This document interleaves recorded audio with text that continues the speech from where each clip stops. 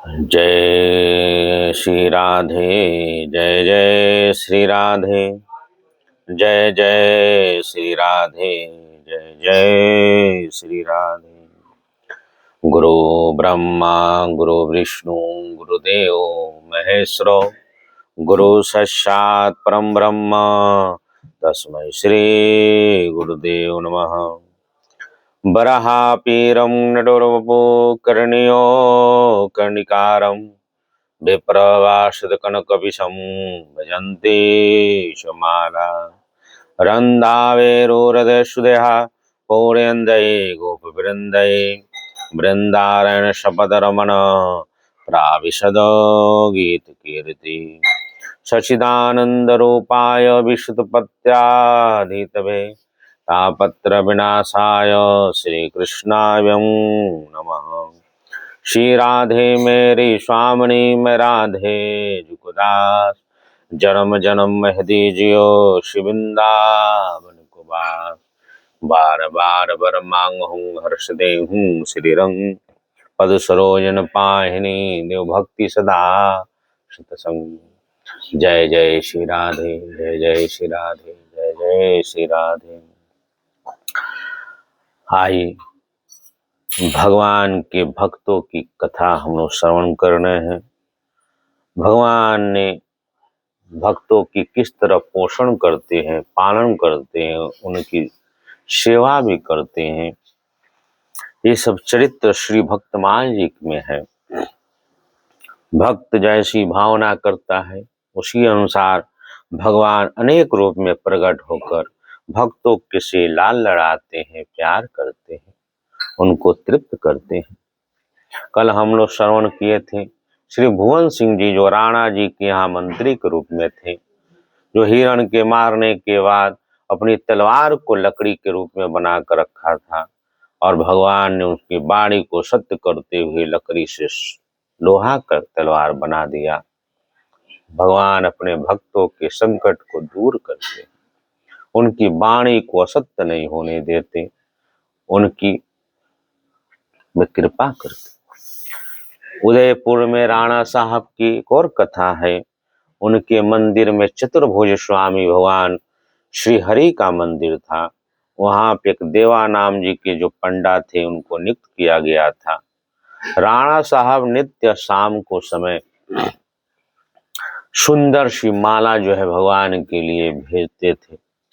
देवा पंडा जी भगवान को माला पहनाकर आरती बंदन करने के बाद वो प्रसादी माला राणा साहब जब भी आते उनको जो है ऊपर आरती करने के बाद प्रसादी माला भगवान से उतार कर राणा साहब को पहनाते थे। राणा साहब भी नित्य ऐसे जो है आते थे मंदिर में और भगवान की आरती के बाद प्रसादी माला प्राप्त करके फिर अपने महल में चले जाते। अब राजकाज के में जब जब भगवान को कोई लीला करना रहता है तो ऐसे कुछ घटना घट देते हैं जो अपने भक्तों की प्रसिद्धि के लिए, मान बढ़ाने के लिए भगवान लीला भी करते हैं। एक दिन की बात है, राणा साहब किसी राज्यसभा के कारण व्यस्त, उन्होंने माला सेवक लाया और कहा कि आज राणा साहब जो है नहीं आ पाएंगे क्योंकि राजकार्य में व्यस्त। देवा पंडा जी ने भगवान को माला अर्पण करके और जो है आरती बंदन करने के बाद फिर माला प्रसादी सोचा कि भगवान ने आज कृपा किया है, मैं इसको धारण कर लेता हूँ। भगवान की पहनाई हुई माला को आरती बंदन करने के बाद स्वयं धारण कर ली, प्रसादी माला भगवान को समझ कर। तब तक उधर राणा साहब फिर से सूचना आ गया कि राणा साहब आ रहे हैं। अब राणा साहब आए थे, पंडा जी जो घबरा कर कि माला स्वयं पहने थे, माला निकाल कर और हाथ में रख लिया और राजा साहब को आते ही जब आ गए तो उनको प्रसादी माला पहना दिया। संयोगवश देवा पंडा जी के बाल जो है बूढ़े हो गए थे, सफेद हो गया था। उसमें से माला निकालते समय एक बाल सफेद जो है माला पे लग गया था। भगवान की लीला अद्भुत लीला होती। राणा साहब ने जब अचानक उनकी नजर वो माला में एक बाल सफेद लगा हुआ था दिखाई दिया, उन्होंने पूछा, हे पंडा जी, क्या भगवान के बाल जो है सफेद हो गया है क्या? इस माला में एक सफेद बाल है। तो भगवान देखिए, देवा पंडा जी के मुख से हड़बड़ा कर डर के मारे ये निकल गया कि हाँ, भगवान के बाल सफेद हो गया। अब राजा ने कहा कि पंडा तो झूठ बोल रहे हैं, मन में विचार किया है पंडा जी तो झूठ बोल रहे हैं।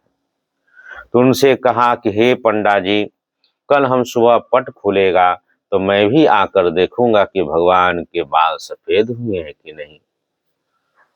इतना कहकर राणा साहब चले गए। राणा साहब समझ में गया कि पंडा जी ने स्वयं माला पहनी थी और मेरे आते ही उतार कर मुझे पहना दिया। अब इधर राणा साहब तो कह के चले गए कि मैं सुबह जो है पट खुलेगा मैं भी भगवान का दर्शन करूंगा कि उनके बाल जो है सफेद हो गया है क्या। अब इधर देवा पंडा जी को नींद नहीं आ रही थी, मन में विचार कर रहे थे, हे प्रभु, हमसे बहुत बड़ी गलती हो गई है। ये राणा साहब अगर कल बाल नहीं सफेद मिला तो हमको मार डालेंगे, मरवा डालेंगे और आपकी सेवा से हम वंचित हो जाएंगे। प्रभु, मुझे मरने की कोई डर नहीं, प्रभु आपकी सेवा से हम वंचित हो जाएंगे। आपकी जो चरणामित्र है हमको नहीं प्राप्त होगा, आपकी सेवा से हम वंचित हो जाएंगे। शर्मंगलम भगवान विष्णु शंख चक्र पदगदाधारी, हे नाथ नारायण हे वासुदेवा। श्री कृष्ण कृष्ण महाभागा तन्नो नाथम गोकुलम प्रभो, तात्र महर्षि देवानां कुपित भक्त वत्सल। हे भक्त वत्सल, हे करुणा निधान, हे दया के सागर, कृपा करो प्रभु, अपने बाल को सफेद कर दो प्रभु। हे दीन वत्सल, अपने बालों को सफेद कर लीजिए, नहीं तो मेरा प्राण तो जाएगा ही, आपकी सेवा से हम वंचित हो जाएंगे, मेरा बदनामी चारों तरफ हो जाएगी प्रभु। इस प्रकार देवा पंडा जी ने रात भर भगवान से प्रार्थना किया। तो उनके मन में आकाशवाणी हुआ कि हे पंडा जी, आप चिंता मत करिए, मैं अपने बाल को सफेद कर लिया। फिर थोड़े काल उन्होंने विश्राम किया, स्नान ध्यान करके भगवान के पट को खोले, साक्षात देखते ही साष्टांग लौट गए, हे करुणा निदान, हे दया के सागर। भगवान ने देखते भगवान जो है अपने सफेद जो काले बाल लगे थे वो सफेद हो चुका है। भगवान की खूब सेवा किया, वंदन किया, आरती वंदन किए। तो राणा साहब उसी समय स्नान ध्यान करके मंदिर में पधारे। उन्होंने देखा कि तो भगवान का बाल तो वाकई सफेद हो गया है। उनको ऐसा लगा कि ये कहीं पंडा जी ने कोई बाल में कलाकारी तो नहीं कर दिया, कहीं सफेद बाल तो भगवान को नहीं लगा दिया। ये जानने के लिए भगवान के एक बाल को उन्होंने नोचा। जब बाल नोचा तो उसमें रक्त की धार बहने लगा और उनके छींटा राजा साहब के चेहरे पर कपड़े पे पड़ गया। खून की धार को देखते हुए राजा मूर्छित होकर गिर पड़े। इसमें लिखा है, एक पहर 3 घंटा तक राजा मूर्छित ही पड़े रहे। चारों तरफ सरी सैनिक राज दरबार सब हाहाकार मच गया, राजा को क्या हो गया। जब उसने सब कोई उनको उठाया तो भगवान से बार बार प्रार्थना करने लगे, क्षमा मांगने लगे, देवा पंडा जी से पैरों पकड़ने लगे, हे प्रभु हमको क्षमा कर दीजिए, क्षमा कर दीजिए। मैंने आपके भक्तों पे जो है मैंने शंका किया, आप पे शंका किया, मैंने आपका बाल नोचा, मुझे क्षमा कर दीजिए। आप भक्तों की रक्षा के लिए क्या नहीं कर सकते। भगवान भक्तों के वाणी को सत्य करने के लिए अपने काले केस को सफेद कर लिया। तो भगवान ने आकाशवाणी से कहा, हे राजन, आज के बाद से तुम्हारे लिए दंड यही है कि आज के बाद से तुम्हारे वंश में कोई भी राजा बने, लेकिन मेरे मंदिर में दर्शन करने मत आना। आज भी उदयपुर में चतुर्भुज भगवान का मंदिर है, जो वहां के राज दरबार कोई नहीं जाता उसका दर्शन करो, क्योंकि मेरे भक्तों पे संदेह किया, इसलिए ये दंड तुम्हारे लिए। इस प्रकार भगवान ने देवाजी की वाणी को सत्य करने के लिए भगवान ने लीला कर दी। आगे एक सुंदर कथा है श्री कामध्वज जी का। ये भी उदयपुर राणा जी का ही चर्चा है। उनके यहाँ सेवक काम करते थे, जो 4 भाई थे। उसमें 3 भाई राणा जी के यहाँ सेवा के नौकर चाकरी के काम करते थे। चौथा भाई जो है भगवान का भक्त, दिन रात नाम जप करते थे, भगवान के कीर्तन करते थे, उसी में तल्लीन रहते थे। जब भूख लगता था घर पे आकर भोजन कर लेते थे। यह सब देखकर भाइयों ने कहा कि न काम का न काज का दुश्मन अनाज का, मानकर उससे नाराज ही रहा करते थे। एक दिन तीनों भाइयों ने कामध्वज से कहा कि हे भाई, तुम भी थोड़ी देर राणा जी के दरबार में चलकर थोड़ा हाजिरी लगा देते, कि जो तुम्हारा तनख्वाह मिलता उससे हम लोग का घर गृहस्थी आराम से चलता। तो कामदेव जी कहते हैं कि मैं जिसका सेवक हूं, मैं उसी का सेवा करता हूं और उसी का हाजिरी बजाता हूं, और दूसरे से हमें कोई बात नहीं है, हमें दूसरे से कोई काम नहीं है। भगवान की जो भक्ति करता है, भगवान के जो शरण में रहता है, भगवान के सिवाय उनके आगे किसी का चापलूसी नहीं करता, किसी का जी हजूरी नहीं करता, किसी की चाकरी नहीं करता, उसके मन में सदा भगवान श्री हरि के चरणों में ही प्रेम रहता है, उसको संसार से कोई लेना देना नहीं। इस प्रकार भाइयों ने बात सुनकर नाराज होते हुए कहा, अगर तुम मर जाओगे तो तुमको कौन सा जलाएगा, हम लोग तो जाएंगे नहीं जब हमारी बात नहीं सुन रहे हो तो। यह सब बात सुनकर कामदेव जी ने कहा कि जिसका भाई तुम लोग चिंता मत करो, जिसके भजन करता हूं वही हमको जलाएंगे और वही हमारा उद्धार करे। इतना कहकर भाइयों ने नाराज होकर उसको घर से बाहर निकाल दिया। इधर कामदेव जी एक जंगल में जाकर वहां पर भजन करने लगे। भजन करते करते करते कुछ काल के बीतने के बाद उनका शरीर छूट गया, उनके प्राण अंत हो गया। तब कामदेव जी की शरीर वन में पड़ा हुआ था, लेकिन कोई बंधु बांधवों ने कोई खबर नहीं लिया, क्योंकि उनके बारे में कोई सोचता ही नहीं था।